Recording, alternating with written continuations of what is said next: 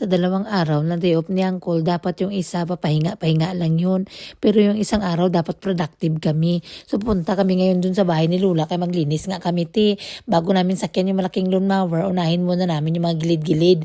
So gamitan namin ng whippersnipper tsaka maliit na lawn mower. Si Ate Celeste nasa school na, tapos si Astrid ay kasama ko kay si Daddy. May dadaanan pa man siya, may kukunin pa siya na reseta na para kay Lola ba. So kami mag-una na kami doon para makatulong kami sa kanya. So bigla may nagkulor-kulor dito sa dashboard ko. Sabi ko, bakit ganito?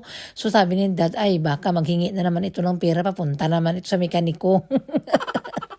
Saklap ng buhay dito sa Australia. Oy, kakayudad mo tapos laki-laki ng mga bills dito, So pagdating namin doon, nagbumbada na kaya baka mag-ulan nga. Kasi ang purpose nito, bakit namin pang puputol-putulin itong mga hilamon dito? Kasi palapit ang summer, di ba? Mag-dry na, marami na yung mga snake, Papasok na yan sila doon sa mga shed. So while si Daddy doon na nagalinis-linis, ako naman dito sa mga tanim ko. Pero gusto ko gani maglakas ang ulan ngayon, magbumbada, ang bigat lang ng ulan ba? Para naman mabasa naman ang mga hilamon, tsaka yung mga tanim namin, kay super dry na talaga ngayon kasi ilang weeks na hindi nagulan-ulan, So gina-priority ko muna itong na water na yung aming mga plants para hindi naman magkalamatay, baka maganda mo ang bunga niyan. Tapos ito, cute lang ito tingnan, pero mga hilamon ito sila, mga pantasma sila, kahit saan lang yan sila, kaya dapat gagapasin namin yan ngayon. Kasi pag mag summertime natin, iistaran yan sila ng maraming mga BFF, dyan yung mga snake ba? May nakalimutan man kami sa bahay na gamit sa whippersnipper. So umuwi muna kami ni Inda Astrid. Pag uwi namin, naghahakot na siya ng pagkain kasi nga sabi niya, I'm so bored, I'm so hungry, I'm so thirsty. Puro na lang siya reklamo, So nagkuha kami ng pagkain din doon. Pagdating namin, ay dito na si Daddy sa kilid. Hindi na talaga umandar yung aming whippersnipper, Nadunlan siya. Kasi ang lalaki ng mga hilamon. Yung hindi na siya mag-andar, so ayusin muna namin. Buti na lang ma-extra kami na maliit na lawn mower. Yun lang yung pantapos muna namin. Tapos kung bukas naman at saka may oras pa, isasakay naman kami sa malaking lawn mower. May malaki ditong ants, Kakatakot siya kung magkagat daw, ay pupula talaga yung legs mo niyan. So yung aking mga snow peas dito is nag-start na sila na magkamang. Yung aakyat na ba sila? So while akong dito nagkatrabaho-trabaho, yung aming manager dyan, yung queen namin, nag-survey din siya. Na-enjoy siya na may mga tao dito sa bahay niya.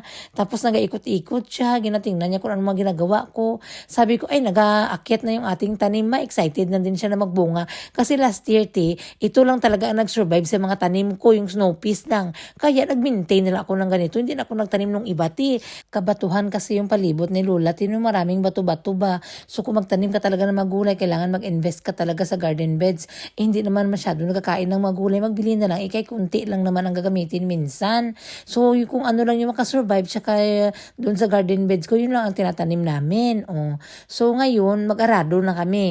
Ang bigat-bigat ng arado nila, Display lang naman yan. Yan daw yung arado way back then, ang bigat-bigat na ginuguyo daw ng baka. So nililinisan muna namin dito, kasi nga may mga bukol-bukol ng mga bato dyan para makadaan yung malaking lawn mower bukas. Tapos ibalik na naman, parang kargador na talaga ako dito. Pampamore. Pero sa bagay, galing naman ako sa farm, tinag-arado nga ako noon. Pagkatapos namin naglinis doon kay Lula, for short na, nagdiretso na kami magbili ng tinapay. Tinapay lang bilhin namin, Kaso nga lang, kay may nakita naman si Daddy dito nga nakaspecial na bigas. Bili niya na naman para man siyang maubusan ng bigas dito, Mahiya man ako magsabi na mag-diet na sana ako. Kasi tambok na nga ako. Pero makita mo naman ang excitement ng bana mo, ay mag-diet ka pa ba? Hindi na, bahala na. Kasi nung kabataan ko, lagi man tayo napapas mo sa gutom kasi wala nga bigas. Ibuti ngayon sa second life natin, pangalawang buhay, lagi na tayong busog. Salamat Lord, hindi na tayo magreklamo. Kasi kung magreklamo pa tayo, baka magalit si Lord. Dati nga wala nga kaming bigas, ngayon maraming bigas. Sila kain na lang, kain dyan.